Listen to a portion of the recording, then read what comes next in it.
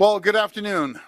Before I get started, I want to thank Dan, Anthony, and Danny, along with the entire team at Mars Homes for hosting us today, and the incredible workers behind me for being here this afternoon. I'm here today alongside with Ministers Fedeli and Bethenfalvy, as well as Minister Oosterhoff and PA Sorello and Mayor Horvath, to talk about President Trump's latest economic attack on Canada and what our government is doing in response. Earlier today, I had the chance to meet with workers at the Fasco steel plant here in Hamilton. And my message to those workers is the same message I have for workers across Ontario. No matter what President Trump sends our way, we'll have your backs. We will be there for you to protect your jobs and paychecks and stand up for Canada. The Prime Minister has my full support in this decision to walk away from a bad deal that would have hurt Canadian workers and undermined Canadian sovereignty. And he has my full support to hit back tariff for tariff, dollar for dollar. But let's be clear, this will not be easy. To stand up for Canada, to stand up against President Trump, we have to withstand the economic pain that will come with this fight. I promise you our government will be there, doing whatever we can to keep costs down, cut taxes, support workers and families, and protect Ontario jobs. But we need all levels of government working with us to lower cost and get through this fight. That includes municipal leaders like Mayor Horvath, who I am so glad to welcome her here today. And Mayor, we just hand over a $572 million check, and I know it's going to go into infrastructure to build more affordable homes like we're here in this neighborhood. And it means the federal government also needs to step up with major support and regulatory change. In response to these tariffs, the federal government needs to work with us to take urgent action to strengthen the competitiveness of key Ontario industries. We need to eliminate federal greenhouse gas emissions standards for Canadian-made vehicles and exempt tariff-impacted sectors from federal emissions performance standards, which together add hundreds of millions of dollars in compliance costs for Canadian businesses.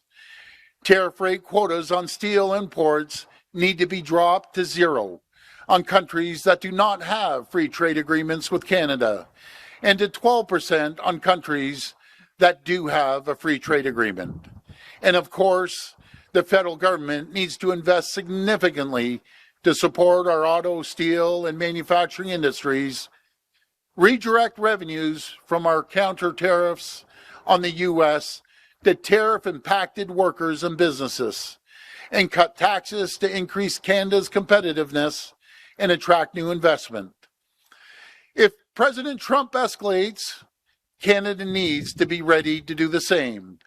Everything needs to be on the table.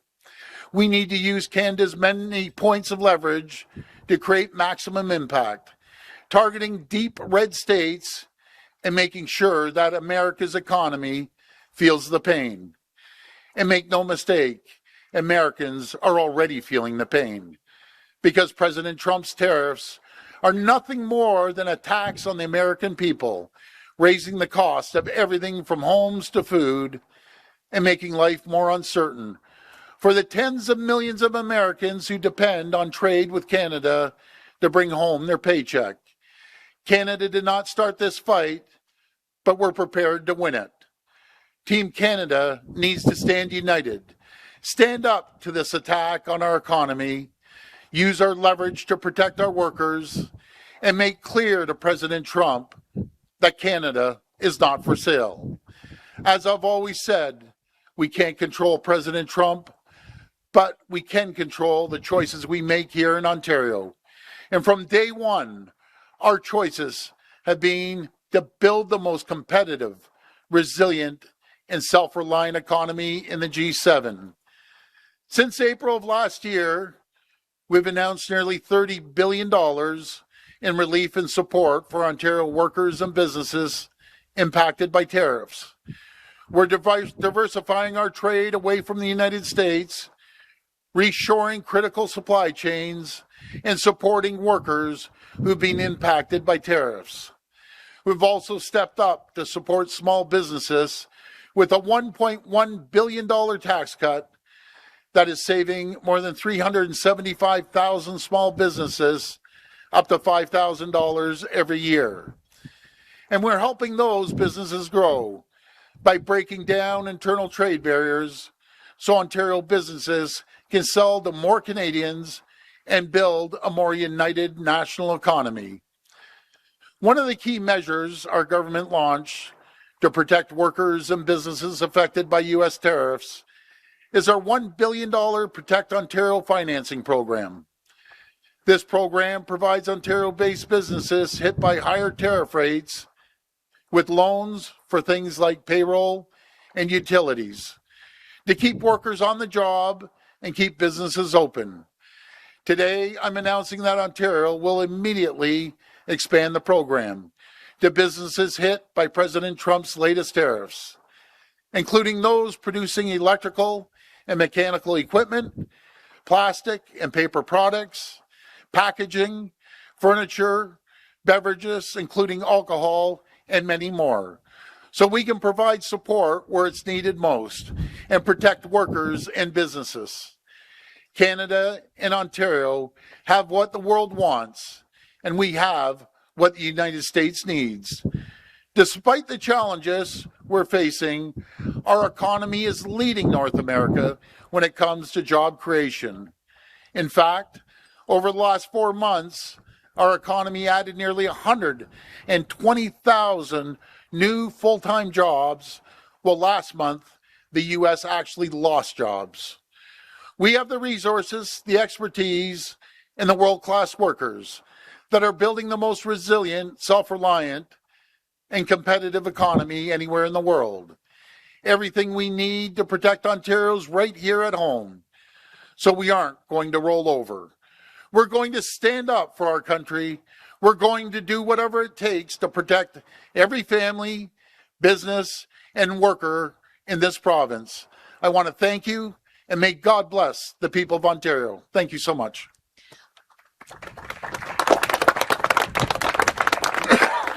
We will now take questions from the media. Media present can line up and ask their question through the microphone. As a friendly reminder, the format is one question and one follow-up. Please state your name and your outlet before your question. First question. Good afternoon, Premier Mark McAllister from City News. Hi, Mark. You had called on the federal government to do quite a bit in that speech. At the same time, you have the opportunity to do something as a province. You've mentioned cutting off electricity, for example, in the past. There's the opportunity to cut off critical minerals. You've mentioned those things. What can we expect specifically from the province? And have you spoken with the Prime Minister about those things? Well, Mark, I'll answer the first question. I was speaking to him as I was pulling up, and that's why I was a little delayed. I spoke to the Prime Minister a few minutes ago. We're all part of Team Canada, and we're going to have further discussions. We're putting teams together across Canada to make sure we're all on the same page. As for the electricity, everything's on the table. Critical minerals, everything's on the table. But I can't do this alone, folks. I need every premier playing on Team Canada. And I'm confident that every single premier will be part of Team Canada. You also you've announced the expansion of one of the measures that you had already implemented to help businesses and individuals. I'm just curious, among those different programs that you had already implemented, what kind of effectiveness you've had to this point? Because there doesn't seem to be a whole lot coming back in terms of information to us in terms of how effective things have been over the last year or so. Well, thanks for that question, Mark. You know, I think it's been very effective. Ontario led North America in job creation last month with 52,000 jobs. And that's during uncertain times. Even when we have certain times, those are record numbers. Over the last 4 months, we've created another 120,000 jobs, attracting investment from all over the world, well over $230 billion. And I want to give a shout out to Minister Vic Fedeli that travels around the world. He sends me a message every single day, 365 days a year, about companies investing billions, hundreds of millions, tens of millions, and even millions, even the small businesses. So we have to create the climate and the conditions to attract new investment here, which we have over the last 8 years. And an additional million people are working today than they were in 2018.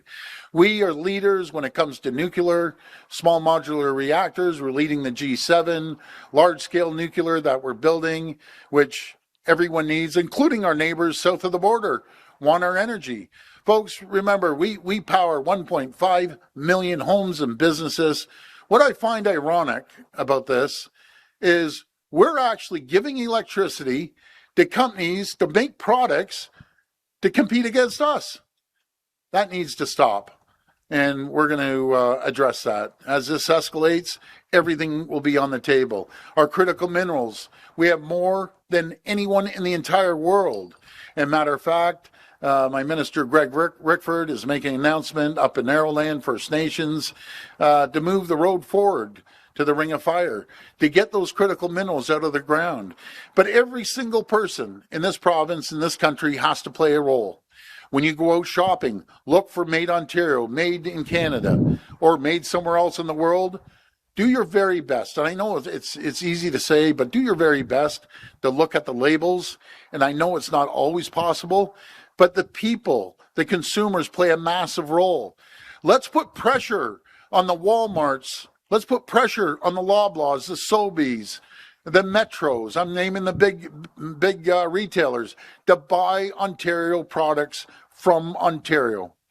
That's my recommendation, and I'm confident that everyone will follow suit. And that goes for the 444 municipalities. Make sure your procurement buys Ontario goods. And that goes for other companies too. No matter if it's the meters that they measure electricity. I'm calling out Electra. Make sure it's not American. Make sure it's Ontario or Canadian, because I keep hearing rumors that we're going to spend hundreds of millions down in the U.S. That cannot happen. And that's just one company out of many. But we need a Team Canada approach. Hi, Premier Rob Ferguson, Toronto Star. Hi, Rob. Hi there. Just wondering, since you've talked to the Prime Minister shortly before getting here, what did you talk about the 25% electricity surtax, bringing that back? Did you talk about bringing the Reagan ad, and bringing it back? And if so, what did he say? Well, I did talk about playing a Team Canada approach, making sure that no matter if it's our electricity that we ship down there, but many other provinces' electricity and other areas that we can really put pain on the U.S., no matter if it's the oil or if it's potash or if it's uranium, any of those. I am going to have a call with Danielle Smith at the end of the day here, or 4 o'clock roughly, have a discussion and get her opinion on what we need to do to protect Canadian workers. So it has to be a Team Canada approach. Everyone has to be singing off the same song sheet, and there can't be any detractors, because I know that every single Canadian wants to protect our sovereignty, wants to protect jobs in their communities. So we're going to work collectively together. Okay, so it sounds like you're not going to freelance any of these moves. You're going to do it in conjunction and with perhaps with the approval of the feds. But it is on the table, and he agreed. Okay. I said that electricity surcharge is going to be on the table. I'll hold off on the ads for now. I don't want to escalate it anymore, but we need to fight back. Okay, I was just wondering, you sound a little more subdued than you did this morning on the radio when you said Donald Trump could kiss your ass. Did the Prime Minister tell you to ask you to tone it down a bit? No, he didn't. I'm not going to comment, but he wasn't against that. And I have a lot of real estate on my ass, so he has a lot of room to kiss my ass. So Well done. I just do. I'm a big dude. What can I say? Premier Sean Jefford, CBC News. I know you haven't had an opportunity to see this, but we were just looking at a very fresh post here from President Trump on Truth Social, taking aim at you personally, taking shots at you, suggesting you should fall in line, and that you are a flunky of the Prime Minister.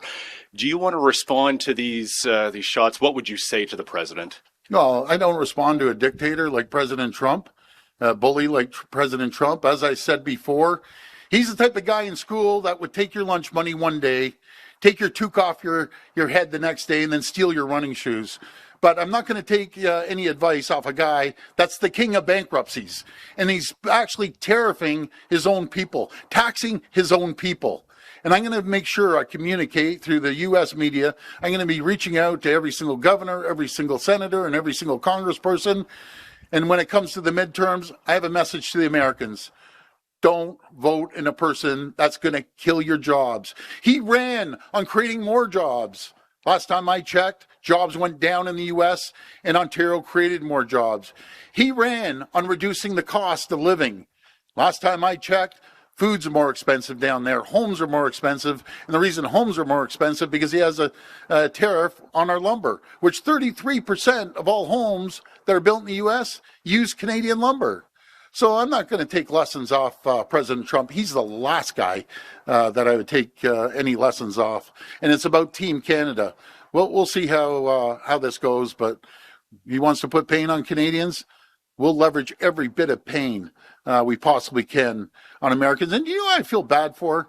I've always said I love the American people. I still stand by that statement because there's a lot of people in the U.S. that are calling me saying, way to go, keep going. You know, your own people, President Trump, don't even like you. And they're going to speak loud and clear when it comes to the midterms. And if I was allowed to, I'd be down there door knocking. Premier, you mentioned a number of times today that tariffs are a tax on Americans. If that principle stands, and I'm sure it does here in Canada as well, you know, how do you impose retaliatory tariffs without impacting Canadian, spending here? That's good point. It is going to hurt. That's the cost of war. We have two choices, folks. We either roll over and he dismantles Canada and he says 51st state. We'll never be the 51st state. We'll do whatever it takes to protect our sovereignty. We're proud Canadians. And I'll tell you one thing, you know, we'll wait it out for 2 years. We'll wait it out for 2 years, even if he lasts 2 years, but we'll wait it out. And hopefully they'll come to their senses when they see the pain he's putting on the American people. And we have to focus on the red states. And folks, I know up here, red is liberal, blue is conservative. It's opposite down there, just to explain to the people. The red states are Republican, blue are Democrat, but the red states, we're going to hit hard. Hi, Premier. Siobhan Morris, CTV News. Hi, Siobhan. I just wanted to sort of figure out your thinking about how you thread this needle with the president taking very specific aim at you in deeply personal ways. Good. Well, also, why is that good? Well, good. He can, you know, something. I've been in this game a lot longer than he has. I got skin on me like an alligator. And you think an insult from him hurts me? Well, bring it on, buddy. I'm ready. Bring it on. You know something? I've dealt with guys like you my whole life. And guess what? You all become losers because you're a loser. Are you worried when you hit back that way that you are making Ontarians and Canadians vulnerable because he is such an unpredictable figure? We have two choices, Siobhan. We either roll back and let him take over our country, watch the steel sector bleed out, watch the auto sector bleed out, the auto part manufacturers bleed out, all the manufacturers bleed out. That's his game. But we're going to play his game. We're not playing his game. Folks, we're an economic powerhouse. Make no mistake about it. He says he doesn't need Canada. I'd love to see, he wants to take our auto sector. I'd love to see him run cars without any oil. I'd love to see, you know, him try to grow vegetables and fruit and everything without the potash. I'd like to see when we have our critical minerals. Matter of fact, high-grade nickel, that 65% comes from Ontario for their military, for their manufacturing. But that's not my message to the American people. My message to the American people, let's create Fortress North America. Let's make the pie larger. Let's create more opportunities and more jobs. We buy more autos, 400% more autos than anyone in the entire country, in the world. So now the choice is, do we keep buying American vehicles? And that's very personal to people. So, you know, where we can, let's try to buy Canadian. But they'll have multiple auto plants closed down if that's the case. He says he wants to attack the auto part manufacturers. Like, maybe he just doesn't understand how parts go back and forth 8 times. It would actually shut down your auto plants in the U.S.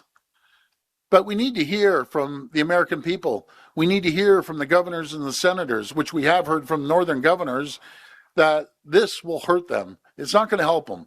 And I've heard from Republican and Democrats, this is not good. And you mentioned that everything remains on the table if things were to get worse. What would worse look like? Do you have a line in mind already? Well, if it gets really, really bad, I say everything's on the table. I cannot speak for other premiers. But a couple premiers have a lot of power to protect Canada, massive power. And I can't speak for them, but we need everyone to be on Team Canada and throw everything in the kitchen sink at them, no matter if it's electricity, if it's fuel, again, if it's potash or uranium. We need to have everything on the table, but we need a buy-in from coast to coast to coast. And we'll work together with the other premiers. I know the Prime Minister will, but we could put massive, massive pain on the U.S. President Trump underestimates us, and that's the biggest mistake, underestimating your opponent. Hi, Premier. Jeff Gray, Globe and Mail. I just wanted to go back into the events of the last few days. You mentioned on Saturday that you did not like the deal from the start.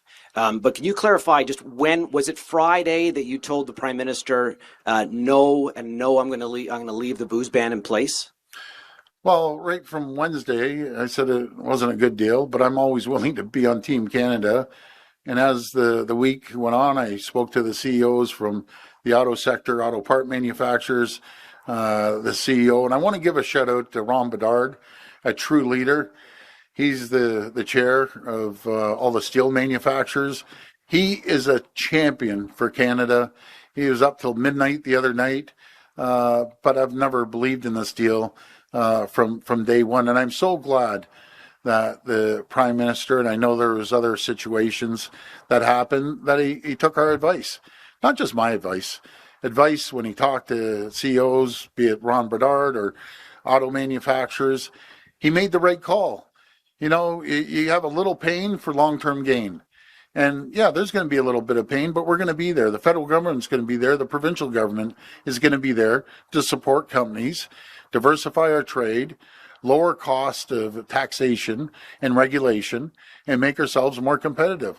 I'm confident when my minister, Vic Fedeli, goes around the world and talks to companies, they look at Ontario as a safe haven, pro-business, cutting red tape, creating more opportunities for their companies to grow and thrive and prosper.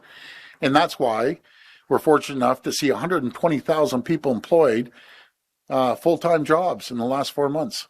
But Premier, was it advice, or did you say I'm not lifting the booze ban, so this deal is going to be is not going to happen? And did you make those things we talked about the other day, and you mentioned today, the environmental, the tailpipe issue, yes, and the industrial carbon tax? Did you make those preconditions for accepting any sort of deal? The day and the night, I did tell him I can't support it. I can't go to DeFasco and look a steel worker in the eyes, knowing that if we took this deal, he wouldn't have a job in a couple of years. I couldn't go to the auto part manufacturers and the auto companies and looking up the auto workers in the eyes and say, you aren't going to have a job in a couple of years. The total opposite. They're going to have jobs for long-term in the steel industry. They're going to have long-term jobs in the auto sector.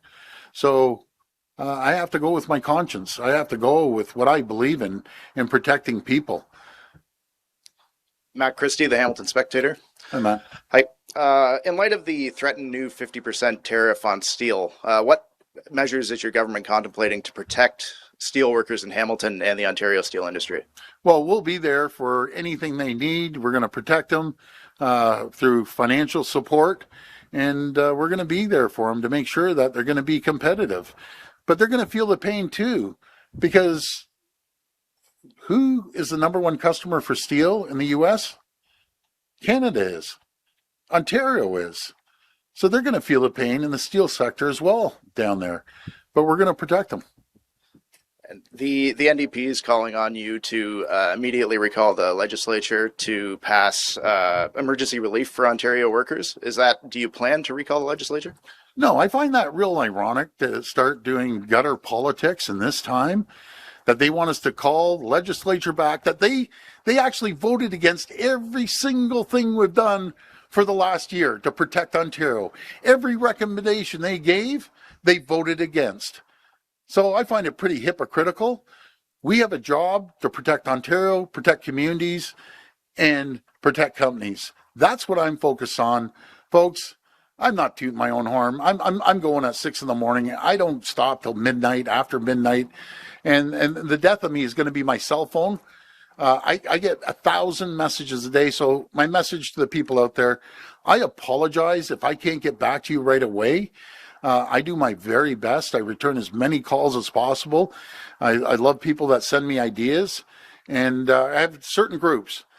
That call you up and say you're a bad guy. Fine.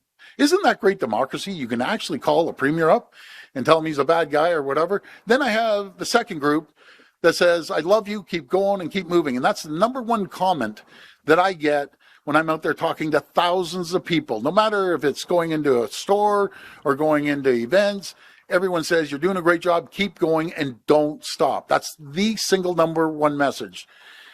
And then I have people that send me ideas, which I love. And then there's frequent flyers that want to call you every day or every second day. Those frequent flyers, just hang in there, and I appreciate everyone's calls. But it's overloaded. I think I'm behind 11,540 as of today. They're coming in every single minute. So just bear with me, folks. I'll get back to you as soon as I possibly can. Hi, Premier. Fatma Sayed with the Narwhal. In your letter to the Prime Minister, you wrote that you'd like Ontario's considering exempting tariff-impacted sectors from emissions performance standards. Yes. Today, you've asked for the elimination of some of them. At the same time, you've often said that companies come to Ontario because of our clean manufacturing pitch. So how do you reconcile those two positions? Very simple. Are you now willing to weaken climate rules that were part of that pitch? No, it's very simple. We have the cleanest grid in the entire world, folks. 90%. I'm going to pass this over to Sam Oosterhoff that takes care of the energy file, but 90%.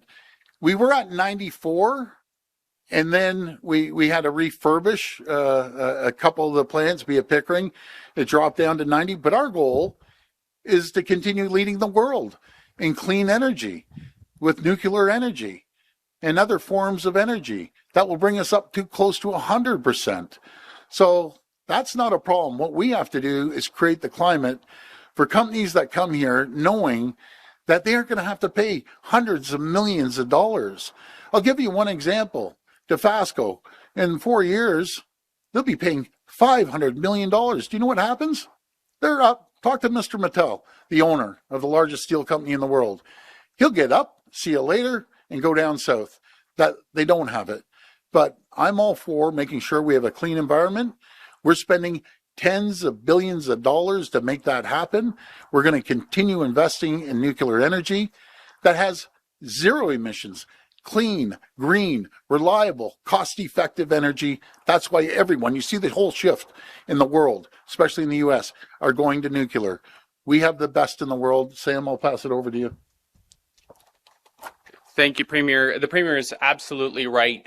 We are committed to defending workers, defending industries and jobs, but we should make no apologies about having one of the cleanest grids in the world. And we have a clear plan laid out in the Integrated Energy Plan, Energy for Generations, that Minister Lecce and the Premier announced last year, that gets us to 99% emission-free power by 2050 as we build out small modular reactors. You saw our recent procurements, the long-term procurements where we secure more renewables, more battery storage.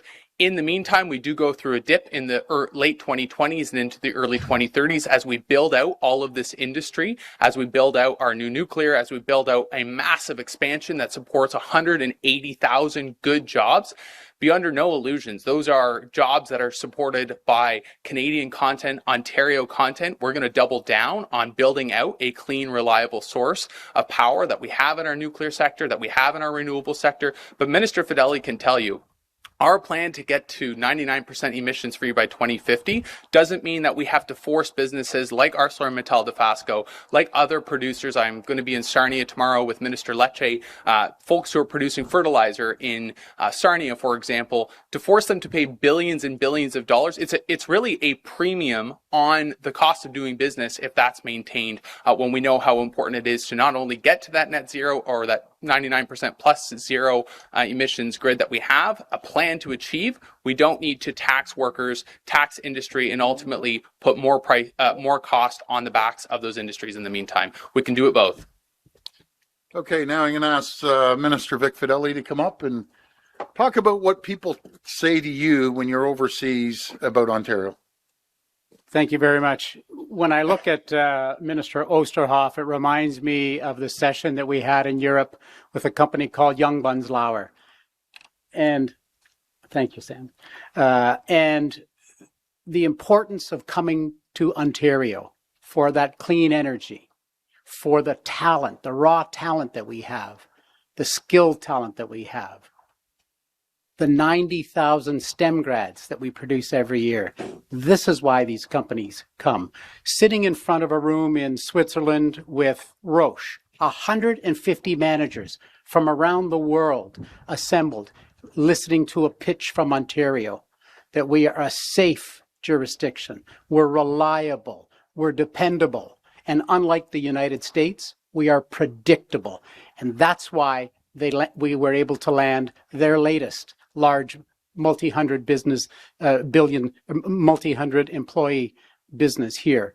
These are the kinds of companies that we continue to bring. Last year, we landed $35 billion here in Ontario from 750 companies who alone hired 64,000 people. And for the companies here in Ontario, the same message goes for them. We always have this clean energy, talent, land, servicing, protection. The Protect Ontario Fund last year, the Ontario Together Trade Fund, $150 million, protected 89 companies who then invested $1 billion of their own money here in Ontario, as the Premier said, in very uncertain times. 89 companies, 89 Ontario companies pivoted and began onshoring. Things they were having made in the States, they're now making themselves. That's going to be our success. Cans. Doing it. Cans. Tin cans. Premier was on us on day one. Why don't we make cans in Ontario? We went to France, met with a company called Massili. They're manufacturing their plant here in Ontario, in Brantford, right now. Sandvik, a company in Sweden. I wanted to say Finland, but it's Sweden. I'm getting them confused today, I can tell you. Company in Sweden, $85 million investing in a plant in Sudbury, Ontario. These are the kind of successes that we keep having, whether it's in South Korea or Japan or in Germany. These are the kinds of successes because Ontario, because Premier Ford, because our team has created the conditions for these businesses to be set up for success. Thank you. Sorry. No, that's all right. That's good. With all due respect, I appreciate the clean energy argument and the pitch that all the ministers just made. But this is about climate rules for industry. Your government has given hundreds of millions of public money to companies like Dofasco to help them decarbonize. And right now, we are in tough times, and the first thing you're calling for is an exemption or an elimination of the same standards that would incentivize companies like Dofasco to move towards cleaner production rules and fewer emissions. So how do you explain that to taxpayer money, taxpayers who have footed the bill for that green industrial strategy? I think we just explained that, but what we're focusing on is making sure that we survive. This is about survival right now, and we're going to do both. It's not either and, or it's and. We're going to lead the world in clean energy, and we're going to make it competitive for companies to come here and invest. It's as simple as that. But again, I appreciate your compliment on being the leader in the world on clean energy. I appreciate that. Thank you. Good afternoon, Premier. Steve Cornwell here from the Trillium. Just on what the opposition is saying around recalling the legislature, they're saying that they want to work with you on a plan and kind of contribute to what the government can do to respond to this situation if it gets really bad. I guess my question is, what would be the harm in kind of calling the legislature back in the midst of this kind of 5-month break? You know, something, I've been in this game a long time. They want to play gutter politics. They voted against every single item that we did for the last year to protect Ontario. I am swamped right now. It's a 18-hour-a-day job with myself and my ministers. If they have suggestions, call me up. Everyone else calls me up. And by the way, I left one group out, the people that need help. I help people every single day on multitude issues. But call me up, give me suggestions. But make sure when we go back in the legislature, because we will be going back in our time frame, that they actually support things that we put forward, no-brainers. But they vote against absolutely everything. They want to play politics. I want to play, let's create jobs. Let's give people stability. Let's make sure that we have a stable environment and certainty. That's what I want to do, and that's exactly what we're doing. But we're going full steam. In terms of all options being on the table here, one of the larger contracts that the province has signed procurement-wise this past few months was with Staples, which is owned by a U.S. equity firm. It's in the neighborhood of north of $60 million to supply Ontario schools with through the teachers kind of supply portal. Is that a contract that at this stage you would consider reconsidering based on how this trade spat is working out with the U.S.? Not at all, because they employ thousands and thousands of people. It's like saying, don't buy a Ford car or General Motors car. They're American. No, I disagree. If you employ people here in Ontario, you're giving them a paycheck that can go back into the economy. And all the supplies, we'll do everything we can to buy Ontario. It's in the legislation. And we're going to continue doing that. So it's like saying, don't shop at Walmart. No, shop at Walmart. They employ hundreds of thousands of people. So I don't buy that argument whatsoever. Matter of fact, I want more companies from the U.S. to come up, set up shop here. I want companies from around the world to set up shop here. That's what I want. So any American company down there, come up and set up shop and create jobs. And what a great jurisdiction to set up shop in Ontario, the engine of Canada. Hey, good afternoon, Premier Manhamid with the Canadian Press. You just said 10 minutes ago that electricity going to the United States should stop. Can you expand on that? And is this a long-term goal for you or a short-term goal? I think we start off with a surcharge. If it escalates, we have to use every tool in our toolbox. We aren't the only one that sends the electricity down to the U.S. New Brunswick does, Quebec does, BC does, Manitoba does, just to name a few. So we need to get together, all together, and decide if we're going to put surcharges on the electricity. How can we let them take really inexpensive electricity to make goods to compete and take jobs from Canadians? You can't square that circle. So we'll use every tool in our toolbox. Then we'll see if President Trump says, do I need Canada? Watch how he does cartwheels and he shouts and screams when we put the surcharge on. Matter of fact, I can't wait. I cannot wait. Let's be clear. I don't like the guy. Simple. On that note, do you see a pathway to resolution of this current trade war? And I hope so. Is it realistic to see that happening soon? I hope so, because I bet if I took a poll down in the U.S., that poll would say, we don't want to attack our best customer, our largest customer, our closest friend, our closest ally that has fought shoulder to shoulder in wars against us, always supported us. And I believe that he'd get hammered on that poll. Matter of fact, we should do a poll down in the U.S., I think, just to send it out there. But, I don't believe the American people feel the same way, at least the ones I talk to, and I talk to thousands, feel the same way. So let's see what happens in the midterms. This will be the last reporter. Hi, Adam Atkinson, CHCH News. I just want to get your reaction to Trump's latest Truth Social post. Came down about 20 minutes ago. I wish I could do his voice, but I can't, so I'll just do it normal.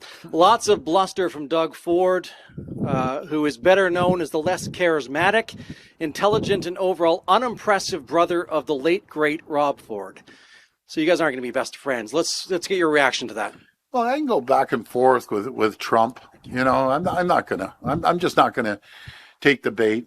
This guy's a loser. He's gonna be a loser, and simple as that. We're gonna fight with everything we have. And something? I have more courage, more brains in my baby toe than he has in his whole body. So there you go. That concludes our media questions today. Well, folks, thank you so much. I want to thank everyone here. I want to thank the builders. I want to thank Mars Homes. I want to thank the mayor. She's a champion. You know, she's leading the whole province now. Did you know that, guys? 444 municipalities. She is cut down to 0 DCs. And congratulations, Mayor. Thank you. She's going to cut red tape like we are. We're still going to create more jobs than anywhere in North America. We're going to make sure we're prosperous, even with Donald Trump, the tyrant, coming after us. But isn't this great? He's going in 2 years, and he might even be going sooner if the Dems get their act together and win the midterms. So everyone down there, independents, Republicans and Democrat, kick this bully out of office. Thank you. God bless you. Thank you.